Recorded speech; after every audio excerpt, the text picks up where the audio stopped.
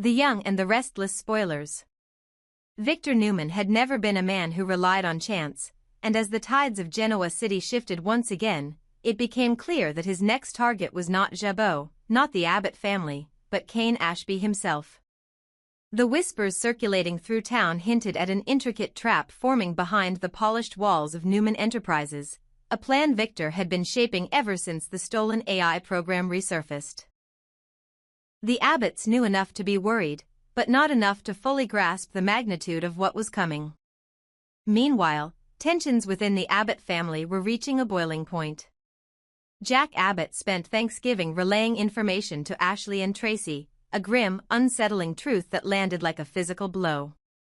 Cain had stolen a highly sensitive AI program, and Victor Newman now had possession of it.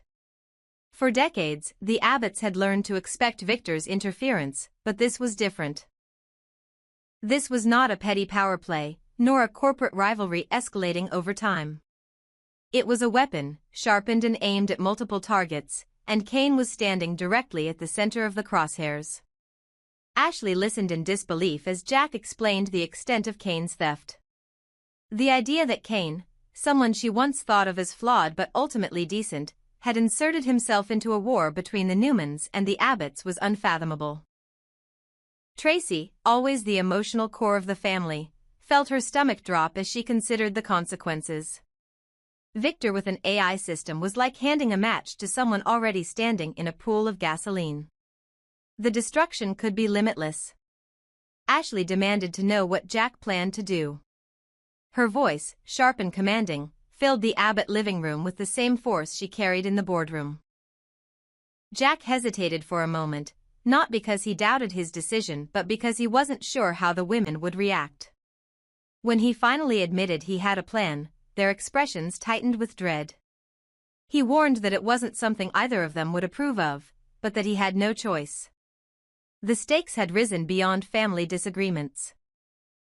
This was about protecting Jabot from a catastrophic takedown and keeping the company intact before Victor used the AI program to fabricate evidence, destroy reputations, or destabilize the entire corporate structure.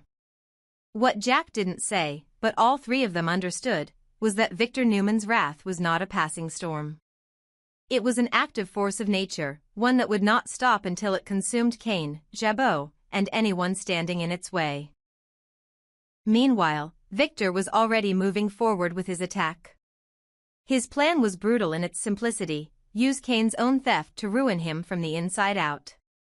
The AI program could generate incriminating financial patterns, false communications, and data trails that made Cain appear guilty of crimes far beyond anything he had actually done.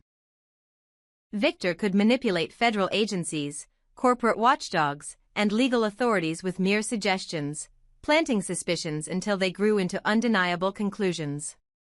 For Victor, this wasn't just revenge. It was strategy. By crushing Cain, he cut off any remaining escape route for Abbott, Jabot, or anyone who tried to use stolen resources to compete with him. Cain had made himself an easy pawn the moment he stole the program, and Victor was ready to sacrifice him without hesitation. But Cain was far from oblivious. He could sense that the world around him was tightening, that whispers were spreading, that corners he once turned with ease were now lined with obstacles. Despite this, he tried to maintain his composure, burying himself in temporary distractions, one of them being Phyllis Summers. The two had begun circling around each other again, drawn by equal parts temptation and opportunism, their chemistry always dancing on the edge of disaster. It wasn't lost on Phyllis that Cain was in trouble. Even before Jack confirmed it, she could feel the tension radiating off him. She had a talent for reading people, especially men who were running from consequences. Cain didn't hide his fear as well as he thought he did. Phyllis knew the signs: restless eyes, defensive posture, conversations that dodged the truth. And although their connection was a blend of flirtation and manipulation, she couldn't ignore the fact that Cain was now entangled in something more dangerous than the usual corporate rivalry. Phyllis had always been underestimated because of her flamboyance, but underneath the fiery exterior was a mind sharp enough to cut glass. If Victor was preparing a trap for Cain, Phyllis could see possibilities that others missed. The question was not whether she could step in. The question was whether she should. And whether Kane would let her. On the other side of town, Lily Winters stepped back into the picture, finding herself pulled into a confrontation she'd long hoped to avoid. When she came face to face with Phyllis, the tension crackled instantly. Old wounds reopened. Old betrayals lingered in the air like smoke. Phyllis had left too many scars on people's lives, and Lily wasn't interested in pretending everything was in the past. Their argument grew sharp and fast. Lily chastised Phyllis for getting anywhere near Kane, accusing her of enabling his worst impulses. Phyllis retaliated with her usual blend of sarcasm and wounded pride, insisting she wasn't responsible for Kane's downfall, that his choices were finally catching up to him. But Lily sensed something darker brewing, something beyond romantic entanglement or personal frustration. She sensed fear. Kane's fear. And that made her believe Victor Newman was involved. If there was one thing Genoa City had taught her, it was that nothing good ever happened when Victor began hunting someone. The confrontation between Lily and Phyllis only heightened Kane's sense of dread. Lily, despite her anger, still cared enough to try to protect him, but Kane was quickly realizing he had stepped into a battlefield where no one could fully save him, not Jack, not Lily, not Phyllis, and certainly not himself. Back at the Abbott estate, Jack continued explaining his plan, though he kept the details close. He wasn't just concerned about Victor attacking Kane, he was worried Victor would attack the Abbotts next. With the AI in Victor's hands, he could fabricate evidence implicating anyone he wanted. A simple algorithm could destroy Jabot's financial image, or engineer a crisis that would leave the company vulnerable to takeover. Jack wasn't willing to sit back and wait for the bomb to drop. Tracy pleaded for caution, begging him not to repeat the mistakes of the past, while Ashley insisted that any action must be strategic, not emotional. Yet deep down, both women knew Jack had already made up his mind. He was preparing for a war so intense that even family unity might not be enough to withstand it. Meanwhile, Victor's trap tightened. Kane sensed danger behind every corner, but with Phyllis beside him, whether as ally or instigator. The lines between survival and recklessness blurred. And while Lily tried to distance herself from the chaos, fate had once again dragged her into a storm she couldn't control. As the nights grew colder and the holiday lights flickered across Genoa City, secrets, lies, and plans sharpened in the shadows. The Abbotts prepared to defend Jabot. Victor prepared to eliminate Kane. Phyllis prepared to insert herself into a battle that was never truly hers.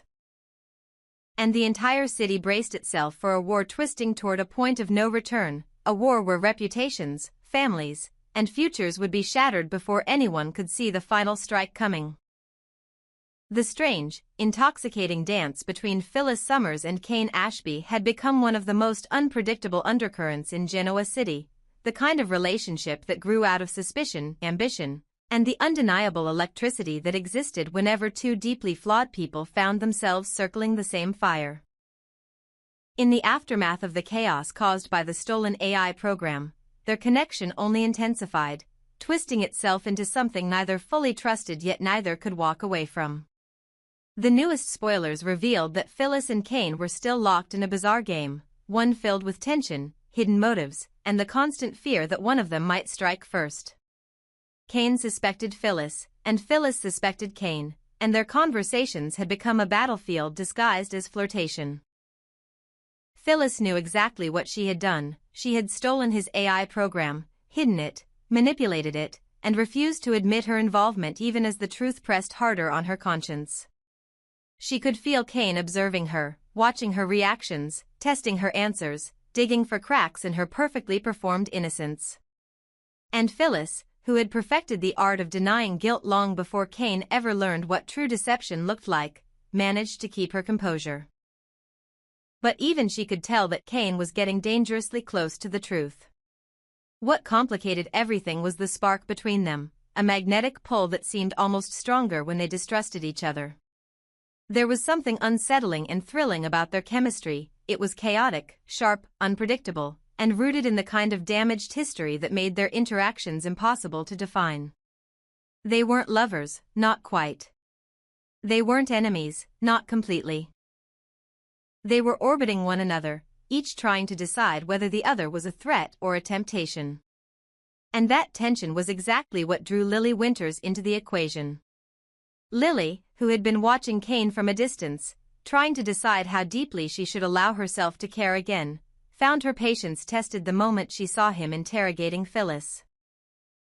She tried to pretend she wasn't invested, tried to claim she had moved on, but the sight of Kane standing too close to Phyllis, the way his voice shifted into that mix of distrust and curiosity, was enough to push Lily forward. If she truly didn't care about what Kane was doing, then she would have walked away. But she didn't. She stepped in. She inserted herself into their conversation, and the moment she did, all the old energy between her and Phyllis erupted. The two women, once friends, now stood on opposite sides of a battlefield lined with old betrayal and unresolved pain. Phyllis had always known that her affair with Kane was the unforgivable sin in Lily's eyes, something she could apologize for 100 times and it still wouldn't erase the scar. Seeing Lily step between them ignited a familiar mix of guilt and defensiveness in Phyllis. She didn't want to fight Lily, but she also wasn't going to let anyone accuse her of things she wasn't ready to confess. Lily, however, had reached her breaking point. She no longer cared about politeness or restraint. She saw Phyllis as a threat, a woman with a history of destroying the lives of people she touched, especially Kane.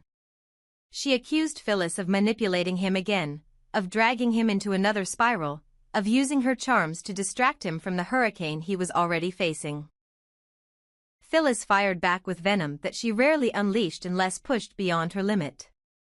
She reminded Lily that she was not Kane's keeper, that Kane made his own decisions, and that if Lily truly believed he was slipping, she should look at him instead of throwing blame at other people. The tension escalated fast, building into a storm of sharp words and buried resentments. It wasn't physical, at least not yet, but it was the kind of confrontation where verbal wounds cut almost as deeply. Gloves came off. Masks slipped. Truths neither wanted to admit were thrown into the open. And beneath all of it sat the painful reality that Kane still loved Lily, even if he was too damaged and too lost to take the right steps to return to her. Lily knew it. Phyllis knew it. And Kane himself felt it every time he looked at Lily but didn't have the courage to say the words he needed to say. That truth added another layer to their twisted triangle. Phyllis cared for Kane, but she knew deep down that she was not the woman he dreamed of rebuilding his life with. Lily loved Kane, but she didn't trust him anymore, not after their history, not after the lies, not after the betrayals. So she kept her distance, until she saw Phyllis getting too close. And all of that tension, old wounds, new rivalry, lingering desire, exploded in front of Kane, who found himself torn between two women and two different versions of the man he used to be. While this emotional chaos unfolded, another storyline simmered quietly in the background, one connected by family ties, innocence, and redemption. After spending Thanksgiving with Kyle Abbott and Little Harrison, Claire Grace Newman once again found herself pulled into the complicated gravity of the Abbott family. Claire, struggling to prove herself after a dark, manipulated past, had begun forming a bond with Harrison, a bond that surprised everyone, including Kyle. Something about her sincerity, her gentle way with the child, her gratitude for even the smallest gesture of kindness, something about all of that awakened emotions in Kyle he thought he had buried. Spending the holiday together reopened doors that Kyle had tried to close, thinking distance from Claire would protect them both. But seeing her with Harrison, seeing the way she softened the house with her presence, made him question everything. Claire sensed the shift too. She felt herself being pulled back into Kyle's orbit, even though she had promised herself she would move slowly, protect her heart, and avoid falling into another emotional trap.